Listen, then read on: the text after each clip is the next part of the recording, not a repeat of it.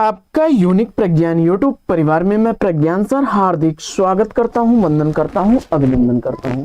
प्यारे साथियों, सुबह के 5 बज चुके हैं और जिस प्रश्नोत्तरी 50 का आप बेसब्री से करते रहते हैं इंतजार, वह प्रश्नोत्तरी 50 लेकर के आपके बीच उपस्थित हूं। जैसा कि आपको विदित है, प्रश्नोत्तरी 50 का मुख्य उद्देश्य है आपके अध्ययन का आपको रिवीजन कराना। वन लाइनर शैली में 50 महत्वपूर्ण प्रश्नों का करते हैं आप रिवीजन। तो साथियों, आज की इस पाठचर्या को प्रारंभ करें। इससे पूर्व अगर वीडियो को पहली बार देख रहे हैं तो चैनल पर नए हैं, कृपया चैनल को सब्सक्राइब, वीडियो को लाइक और शेयर करना बिल्कुल ना भूलें। तो बिना समय गंवाए आज के इस मॉर्निंग कोट्स के साथ प्रारंभ करेंगे आज की पाठचर्या को। हार और जीत तो जिंदगी में लगी ही रहती है, लेकिन विजेता तो वही होता है जो हारने के बाद भी कोशिश करता है।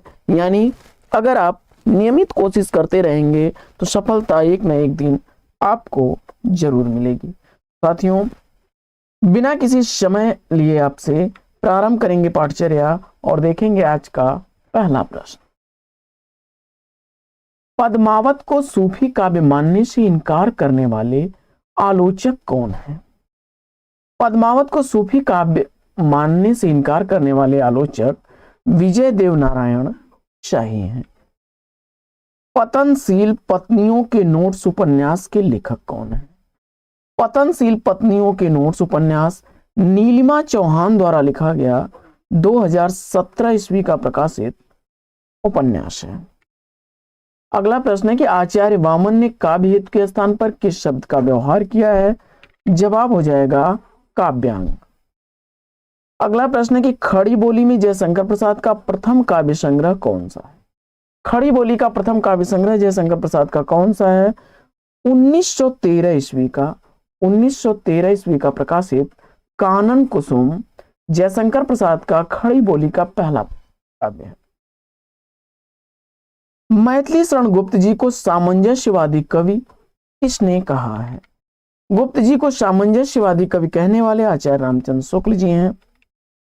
अगला प्रश्न है कि जमुन जल तुम काव्य के रचनाकार कौन है? तो जमुन जल तुम काव्य केदारनाथ अग्रवाल की रचना है।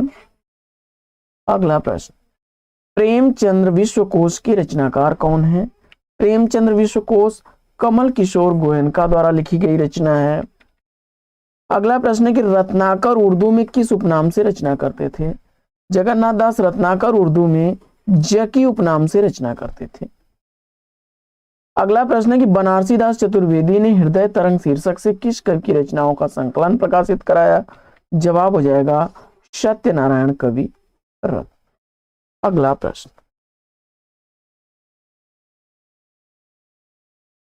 अगला प्रश्न है कि सुजान कुमार किस सूफी प्रेमाख्यानक काव्य का नायक है? सुजान कुमार चित्रावली का नायक है। उस्मान द्वारा लिखी गई रचना है 1613 ईस्वी रचना का रचनाकार है। मधुप उपनाम से काव्यानुवाद करने वाले कवि कौन है? मधुप उपनाम से काव्यानुवाद करते थे मैथिली शरण गुप्त जी। अगला प्रश्न है कि नाव के पांव कविता के रचनाकार कौन है? नाव के पांव कविता जगदीश गुप्त की रचना है। अगला प्रश्न है कि अवधि को काव्य भाषा के रूप में प्रतिष्ठित करने का प्रथम श्रेय किसे दिया जाता है? अवधि को काव्य भाषा के रूप में प्रतिष्ठित करने का प्रथम श्रेय मुल्ला दाऊद को दिया जाता है। अगला प्रश्न है कि हिंदी में ऐतिहासिक कहानियों का जनक किसे माना जाता है? हिंदी में ऐतिहासिक कहानियों का जनक वृंदावन लाल वर्मा जी को माना जाता है। अगला प्रश्न है कि अरस्तु का काव्य शास्त्र किसकी रचना है? अरस्तु का काव्य शास्त्र डॉक्टर नगेंद्र की रचना है। अगला प्रश्न है कि रस की अनुभूति कराने में अभिधा शब्द शक्ति ही प्रधान है, यह मान्यता किसकी है? जवाब हो जाएगा भट्ट नायक की। अगला प्रश्न है कि रसलीन का मूल नाम क्या है? रसलीन का मूल नाम सभा की सभ्यता शीर्षक संस्मरण के लेखक कौन है? सभा की सभ्यता शीर्षक संस्मरण महावीर प्रसाद द्विवेदी जी द्वारा लिखा गया है। अगला प्रश्न है कि ऋण की हड्डी एकांकी के एकांकीकार कौन है? ऋण की हड्डी एकांकी जगदीश चंद्र माथुर द्वारा लिखी गई एकांकी है। अगला प्रश्न है कि उत्तर मध्यकाल को श्रृंगार काल नाम किसने दिया? उत्तर मध्यकाल को श्रृंगार काल की संज्ञा देने वाले विश्वनाथ प्रसाद मिश्र हैं। अगला प्रश्न है कि कविता के साक्षात्कार पुस्तक के रचयिता कौन है? कविता के साक्षात्कार पुस्तक मलयज द्वारा लिखी गई रचना है। अगला प्रश्न है कि जलती हुई नदी आत्मकथा के लेखक कौन है? जलती हुई नदी आत्मकथा कमलेश्वर द्वारा लिखी गई 1999 ईस्वी की प्रकाशित रचना है। अगला प्रश्न है कि मिश्र बंधुओं के अनुसार हिंदी के प्रथम गद्य लेखक कौन है? मिश्र बंधुओं के अनुसार हिंदी के प्रथम गद्य लेखक गोरखनाथ है। अगला प्रश्न है कि उत्तरी भारत की संत परंपरा इतिहास ग्रंथ के लेखक कौन है? उत्तरी भारत की संत परंपरा इतिहास ग्रंथ परशुराम चतुर्वेदी जी द्वारा लिखा गया ग्रंथ है। अगला प्रश्न है कि साकेत महाकाव्य का सर्वाधिक मार्मिक सर्ग कौन सा है? प्रश्न का जवाब हो जाएगा 9वां सर्ग उर्मिला का विरह वर्णन। अगला प्रश्न है कि रस सिद्धांत स्वरूप विश्लेषण ग्रंथ के लेखक कौन है? तो रस सिद्धांत स्वरूप और विश्लेषण आनंद प्रकाश दीक्षित का ग्रंथ। अगला प्रश्न है कि अपनी किस रचना को विद्यापति ने कहानी कहा है? तो विद्यापति ने कीर्तिलता को कहानी कहा है। अगला प्रश्न है कि आदिकाल को अत्यधिक विरोधी और व्याघातों का युग किसने कहा है? आदिकाल को अत्यधिक विरोधी और व्याघातों का युग आचार्य हजारी प्रसाद द्विवेदी जी ने कहा है।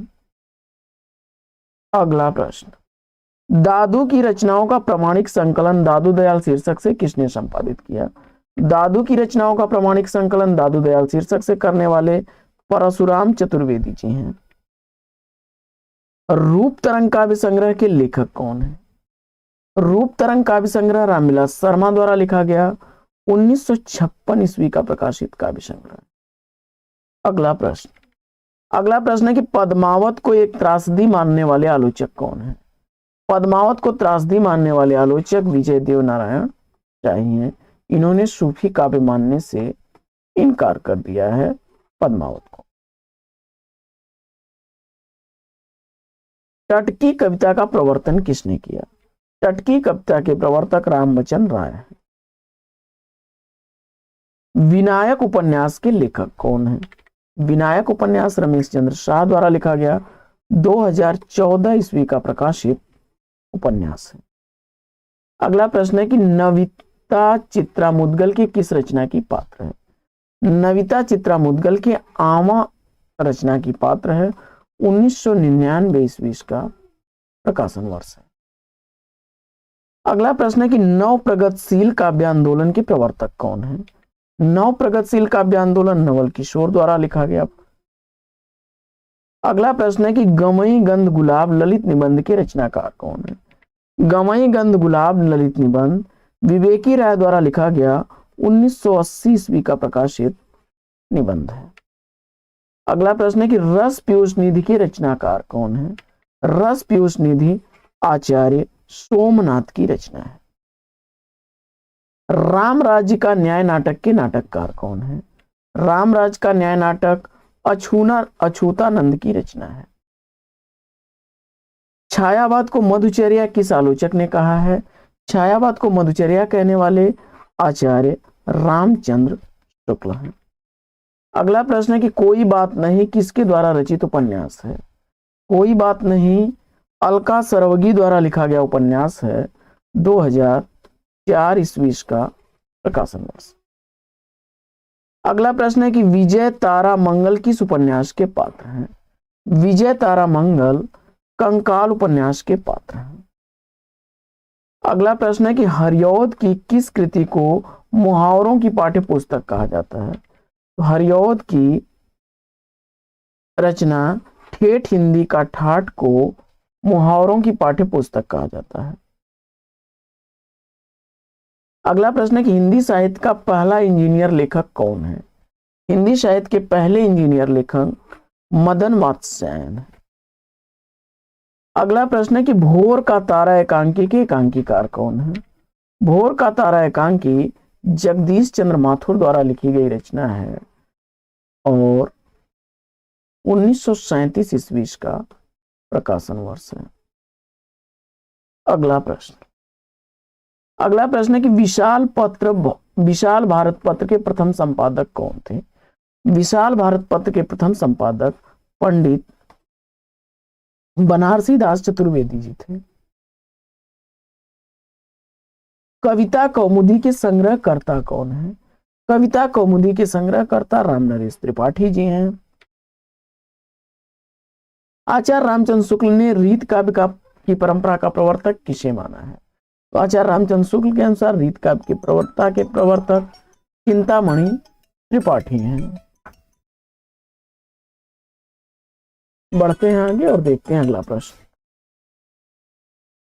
अगला प्रश्न है कि प्रलय की छाया कविता के रचयिता कौन है? प्रलय की छाया जयशंकर प्रसाद द्वारा लिखी गई रचना 1931 ईस्वी का प्रकाशन वर्ष है। अगला प्रश्न है कि कामायनी को मानवता के रसात्मक इतिहास की संज्ञा किसने दी है? कामायनी को मानवता के रसात्मक इतिहास की संज्ञा देने वाले नंद दुलारे वाजपेयी जी हैं। तो साथियों, आज की यह पाठचर्या आपको कैसी लगी कमेंट्स करके जरूर बताइएगा। आज की इस पाठचर्या में लेते हैं यहीं पर विराम, फिर मिलेंगे आपसे अगले वीडियो में एक नए प्रकरण, एक नए टॉपिक, एक नए अंदाज में। तब तक के लिए लेते हैं आपसे विदा। आपका जीवन मंगलमय हो। बेस्ट विशेष बेस्ट ऑफ लक। जय हिंद साथियों।